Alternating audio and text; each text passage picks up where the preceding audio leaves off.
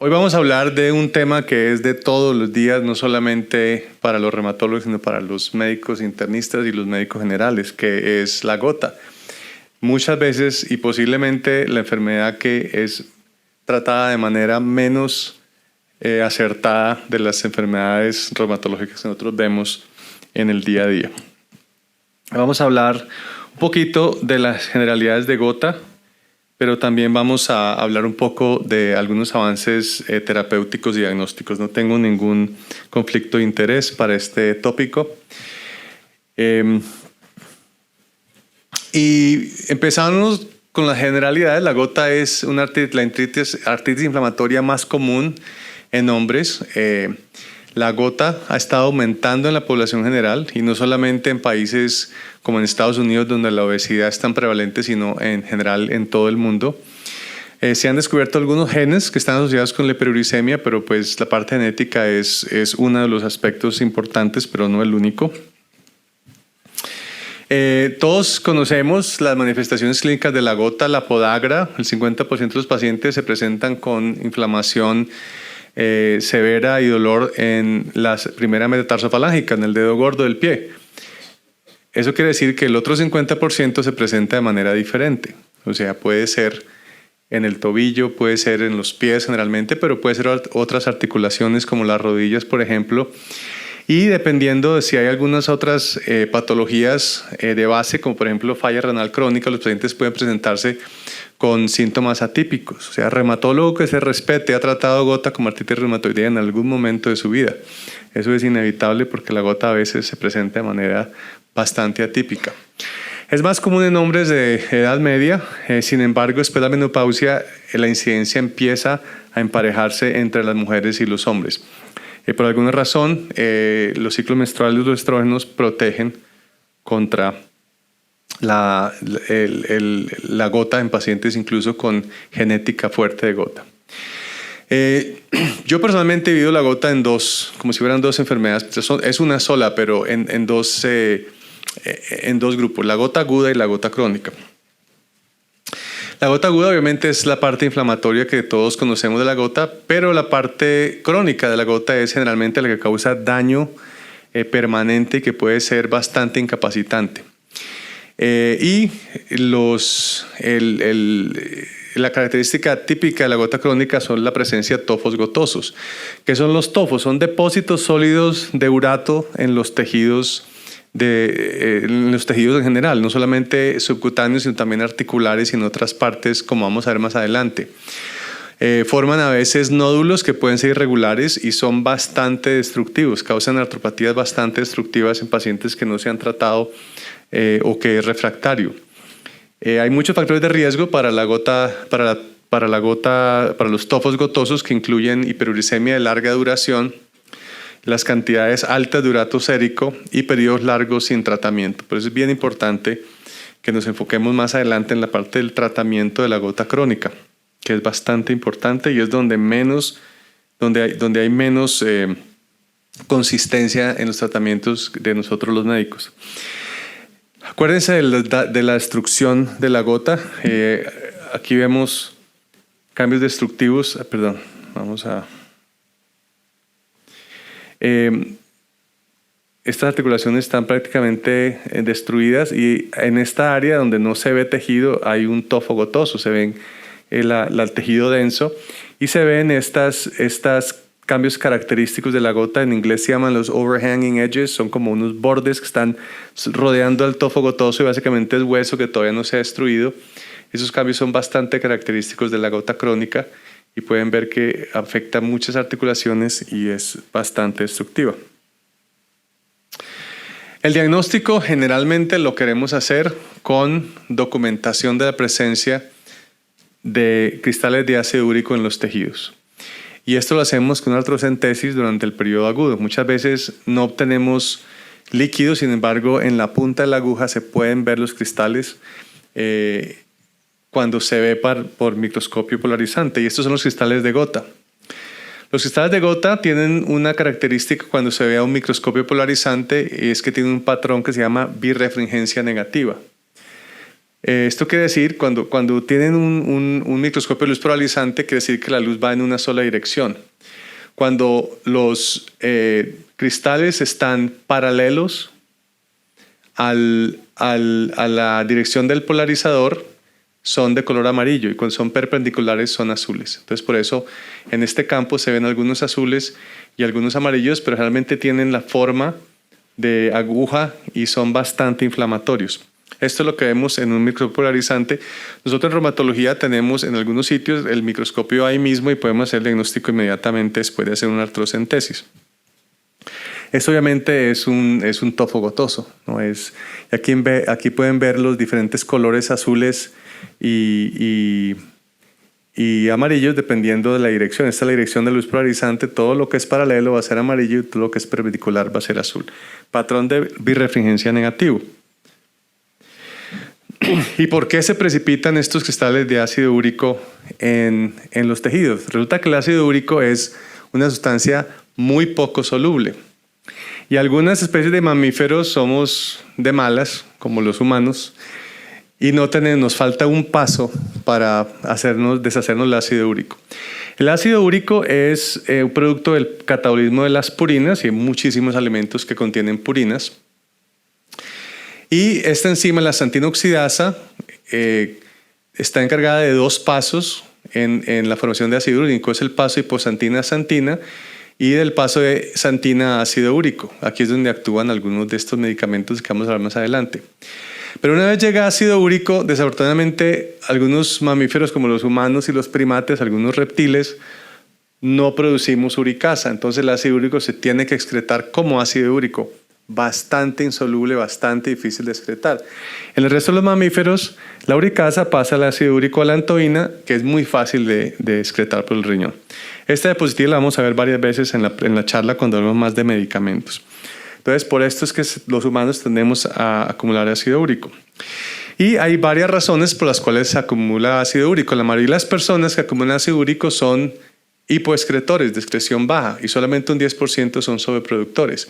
La excreción baja depende de muchas razones. Una es genética, la presencia de genes que hacen que muchas personas no excreten bien el ácido úrico. Pero también intoxicaciones, drogas como diuréticos, por ejemplo, enfermedad renal, y algunos trastornos endocrinos, y también por sobreproducción, la obesidad, la dieta. Hay muchas razones por las cuales hay hiperuricemia, pero no es solamente la dieta es uno de los factores importantes. De resto, hay muchas razones por las cuales aumenta la hiperuricemia.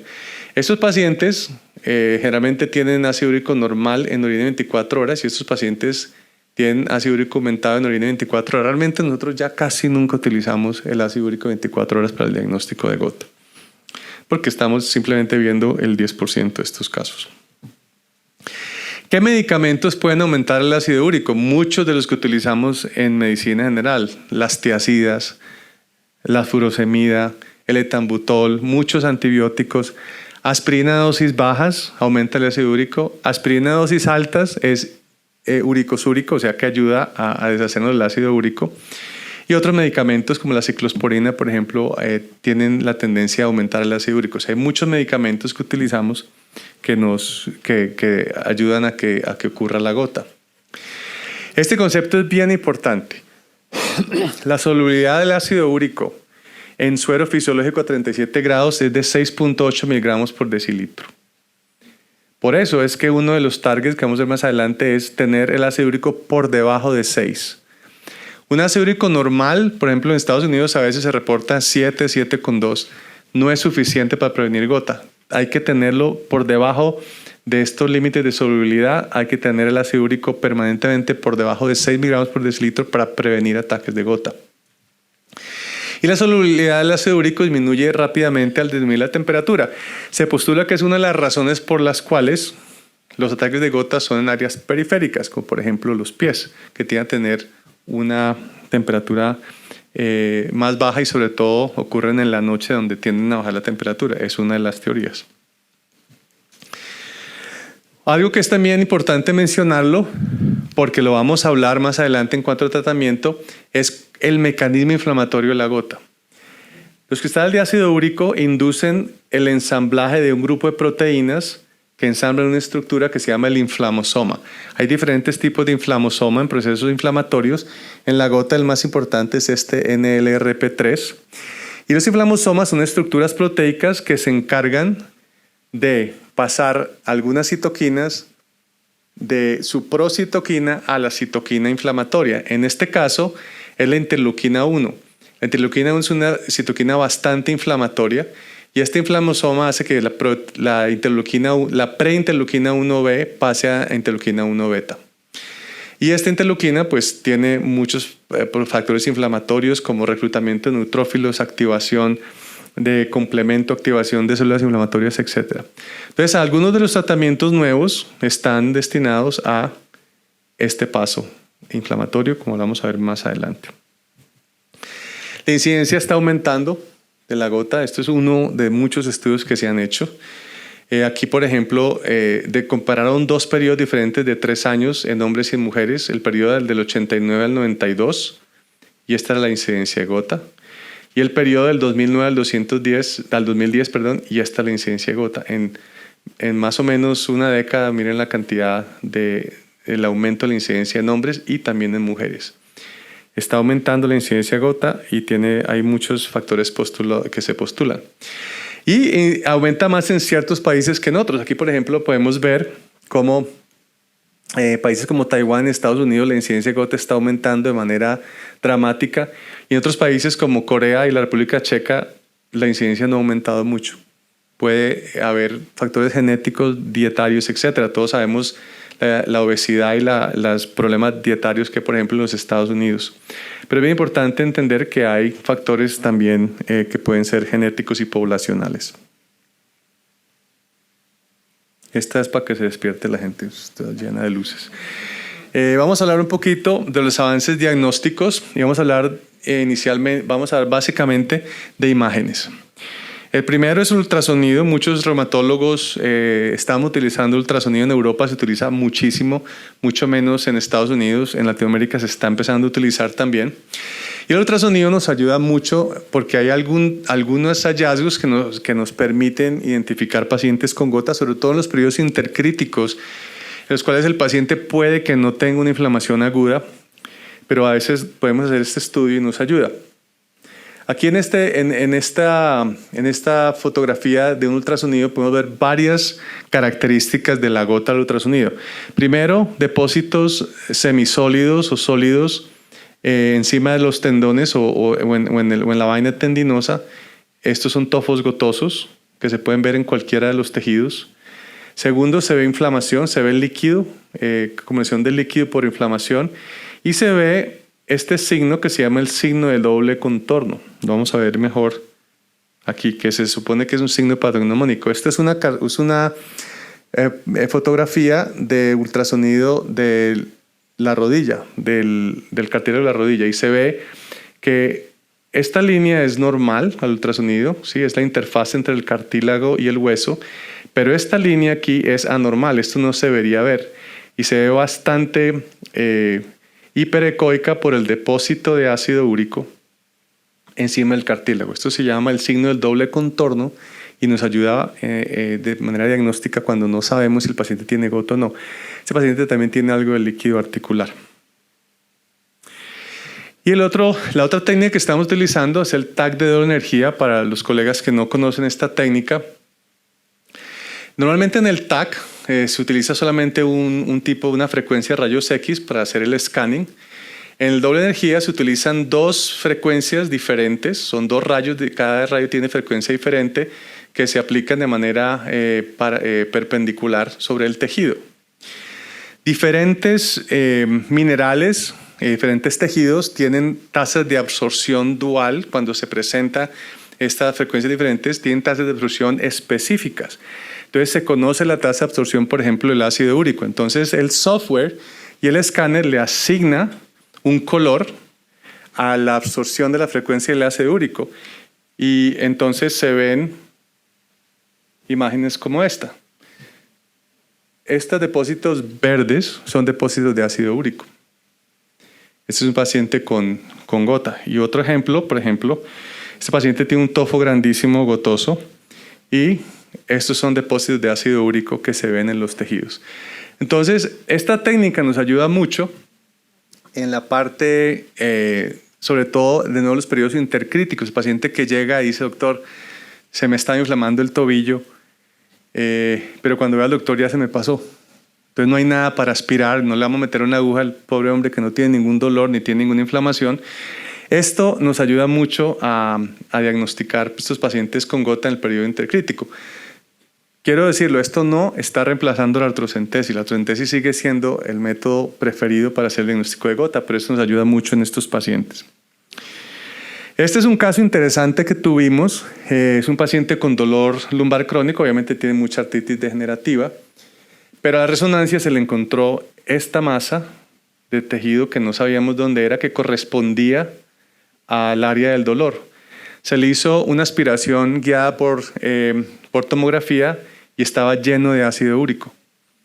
Entonces se hizo una tomografía de doble contraste, perdón, de doble energía, y se ven esos depósitos de ácido úrico en la espina lumbar del paciente. Entonces, de nuevo, los tofos pueden ocurrir en cualquier parte. Este es un paciente que vi recientemente, en el último mes, que me lo enviaron por artritis psoriática. Curiosamente, el paciente tenía psoriasis cutánea y estaba teniendo episodios repetitivos intermitentes de inflamación articular hasta que se empezó a volver más frecuente y permanente. El paciente vino a vernos y tenía historia de gota, entonces sabiendo ya por los años de experiencia que la gota nos puede tomar del pelo con frecuencia, le hice tomografía de doble cadena y se ve una erosión en la articulación tibiotalar y en toda la mitad de la erosión está sentado un tofo gotoso. Entonces aquí nos ayudó a diagnosticar la razón para la artritis inflamatoria de este paciente.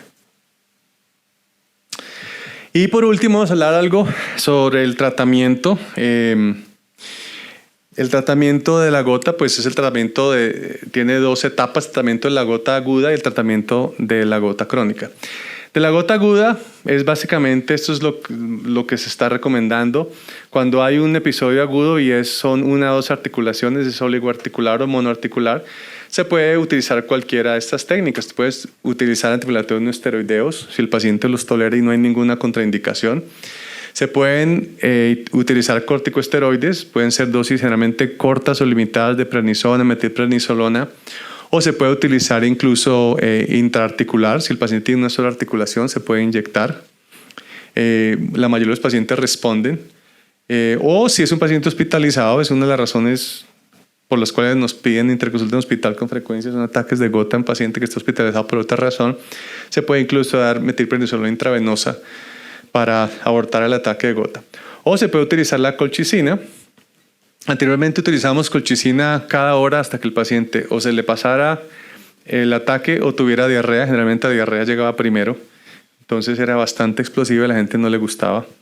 Ahora está recomendado de manera diferente. Se da una dosis inicial de 1.2 miligramos de colchicina y se sigue con 0.6 miligramos una hora después. Y eso es todo por el primer día. Si el paciente sigue con síntomas, entonces se da 0.6 a 1.2 miligramos diarios por los próximos días hasta que termine el ataque. Y si el paciente es poliarticular, entonces generalmente utilizamos combinación, ya sea un antiinflamatorio no esteroideo con colchicina o esteroides con colchicina. Eso es más o menos como aproximamos de manera tradicional y lo que está recomendado para el tratamiento de la gota aguda. Para el tratamiento de la gota crónica es un poco diferente. Acuérdense los números que hemos hablado antes.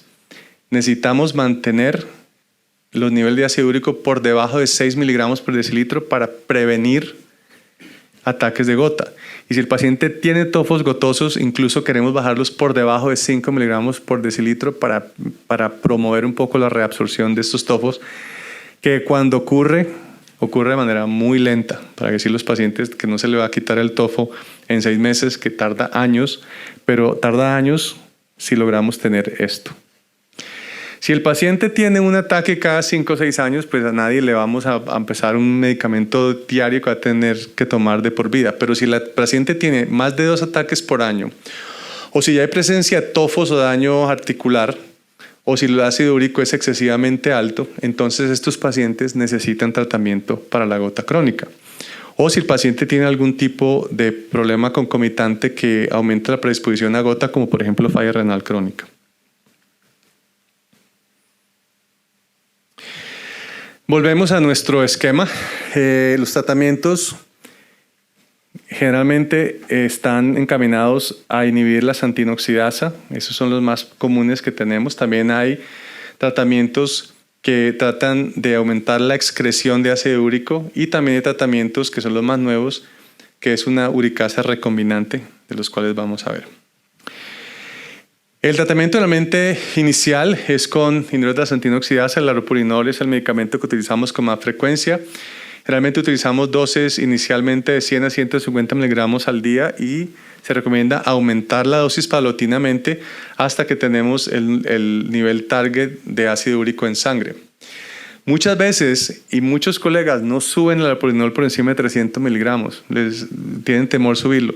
Realmente el laropurinol se puede subir hasta 800 miligramos siempre que el paciente lo tolere, siempre y cuando estemos alcanzando estos niveles. Incluso hay pacientes obesos en Estados Unidos, grandotes, obesos, que les damos hasta 900 miligramos si es necesario. También está un medicamento que se llama el febuxostat, que es otro inhibidor de la xantinoxidasa, y los uricosúricos, y como habíamos hablado anteriormente. A veces damos colchicina a los pacientes por unos 6 a 12 meses cuando se empieza el tratamiento con el inhibidor de la xantinoxidasa para cubrirlos, para prevenir algunos ataques, de manera que... Y luego, si el paciente lleva 6 meses sin tener ningún tipo de episodio gotoso, se puede suspender la colchicina. Es otra modalidad que se puede utilizar. ¿Cuáles son las limitaciones del allopurinol? Hay una adherencia muy baja al tratamiento, desafortunadamente. Algunas veces los pacientes al empezar el allopurinol tienen ataques un poco más frecuentes y tarda a veces varios meses en el allopurinol empezar a prevenir ataques de gota. Lo primero que le dice a uno el paciente, yo lo suspendí porque no me estaba funcionando, tuve otros 2 ataques después de comenzar el allopurinol. Hay que decirle al paciente, esto se puede ocurrir, no lo pare. Es una de las razones por las cuales damos colchicina concomitantemente, pero mucha gente lo para por esa razón. Además, el allopurinol está asociado con síndromes de hipersensibilidad bastante severos y con rash cutáneo. Sobre todo son los pacientes que tienen HLA B58 tienen más incidencia de hipersensibilidad por allopurinol. Ha habido controversia con la dosis óptima y también hay algunas interacciones con medicamentos que utilizamos en reumatología como la satioprina o la 6-mercaptopurina. El febuxostat es un medicamento, es un inhibidor de la xantinoxidasa no purínico que se utiliza en pacientes que tienen contraindicaciones o han tenido efectos secundarios con el allopurinol. El allopurinol a veces también aumenta las transaminasas, es una razón bastante frecuente por la cual lo suspendemos. El febuxostat se utiliza como una alternativa para el allopurinol. El febuxostat se puede utilizar en pacientes con falla renal hepática y con falla hepática crónica y falla renal con mayor frecuencia que el allopurinol y la dosis no hay que ajustarla tanto. Y realmente pues es más o menos igual de efectivo en cuanto a la disminución de ácido úrico en las dosis que utilizamos. Esta dosis de 120 es una dosis muy alta que generalmente no utilizamos, pero esto, como podemos ver, es equivalente. Nosotros seguimos prefiriendo el allopurinol, es más asequible, es menos costoso, pero en pacientes que no responden al allopurinol, el febuxostat se puede utilizar. 2 palabras acerca del Probenecid. Realmente yo hace más de 20 años que no prescribo Probenecid. No es un medicamento que lo utilicemos con frecuencia y trabaja a este nivel, al nivel tubular, como inhibiendo la reabsorción de ácido úrico. Tiene limitaciones, la adherencia al tratamiento es bastante mala, retarda la excreción de ciertos medicamentos como indometacina y aspirina, aumenta el nivel de sanguíneos de otro medicamento que nosotros utilizamos muchísimo en reumatología, que es el metrotexate, y interactúa también con la aspirina, la cual bloquea el efecto de Probenecid, de manera que casi nunca lo utilizamos. Había un medicamento que se llamaba Lesinurad que salió al mercado en Estados Unidos. Desafortunadamente no se utilizó bueno, no sé si desafortunadamente, pero se dejó de utilizar porque realmente nadie lo usaba y la compañía farmacéutica decidió retirarlo del mercado en el 2019. Era un uricosúrico que utilizábamos junto con el allopurinol. Y las uricasas es el último tratamiento que empezamos a utilizar para disminuir el ácido úrico. Esto es lo que donde trabaja, hace que el ácido úrico pase a la antobina y se excreta mucho más fácilmente. Las uricasas son medicamentos recombinantes, se llama pegloticasa, muy costosos, son intravenosos, hay que darlos cada 15 días para que funcionen. O sea, una infusión venosa cada 15 días es poco conveniente, pero baja el nivel de ácido úrico de manera precipitada y bastante rápida. O sea, es muy efectivo en bajar el ácido úrico. De hecho, es lo que más rápido baja los tofos gotosos. En cuestión de 12 semanas, el paciente pasa de casi una lesión destructiva a una mejoría bastante grande. La pegloticasa es muy costosa, tiene muchas reacciones alérgicas. A veces tenemos que utilizarla con metrotexate para prevenir reacciones alérgicas. Es intravenosa, es muy costosa, de manera que la utilizamos con muy poca frecuencia. La indicación, pacientes que son refractarios a todo, pacientes que tengan daños gotosos extensos e incapacitantes, generalmente lo damos por unos 6 meses y después paramos y cambiamos a allopurinol. Una palabra, la terapia interleuquina 1. ¿Se acuerdan que hablamos del inflamosoma y cómo la interleuquina 1 tiene que ver con la inflamación? Bloquear interleuquina 1 es una de las técnicas que tenemos ahora en pacientes refractarios, sobre todo pacientes hospitalizados que no se puede utilizar o no ha funcionado ni los esteroides, ni la colchicina, ni los antiplatelos no esteroideos. Los inhibidores de interleuquina 1 los hemos utilizado por ya hace más o menos 20 años en reumatología. El primero salió la anakinra hace unos 20 años. Y realmente estos medicamentos son tan costosos que solamente los utilizamos en el área hospitalaria en algunos pacientes selectos que no responden a nada más, pero son bastante efectivos. Hay 3 inhibidores de interleuquina 1 en el mercado. Anakinra es el que más utilizamos porque tiene una vida media bastante corta. Lo quería mencionar, aunque realmente no está en el armamentario típico de la gota, pero pues es algo que se está utilizando más. Para resumir, algunas perlas acerca de los tratamientos. El febuxostat es una buena alternativa en pacientes hiperuricémicos que no toleran, no responden al allopurinol. Las uricasas solo se deben utilizar en pacientes refractarios y que tengan tofos gotosos problemáticos o deformantes. Y las terapias biológicas en gota solo se deben considerar en casos refractarios a terapias convencionales. Pero pues es bueno saber que tenemos estos armamentos. ¿Qué hacer con el paciente con gota aguda? Si no hay diagnóstico previo, artrocentesis para hacer el análisis de cristales. Y si el paciente no se puede aspirar o está en el periodo intercrítico, se puede considerar ultrasonido o una tomografía de doble energía para hacer el diagnóstico. Y cuando el paciente tiene previo diagnóstico, llega con un ataque de gota, pues simplemente no hay que hacer más diagnóstico, simplemente hay que tratar la gota aguda. 2 recomendaciones importantes. Si el paciente está tomando el allopurinol durante un ataque agudo, por favor no suspenderlo. Porque al suspenderlo puede aumentar y empeorar un poquito la hiperuricemia y puede empeorar el ataque.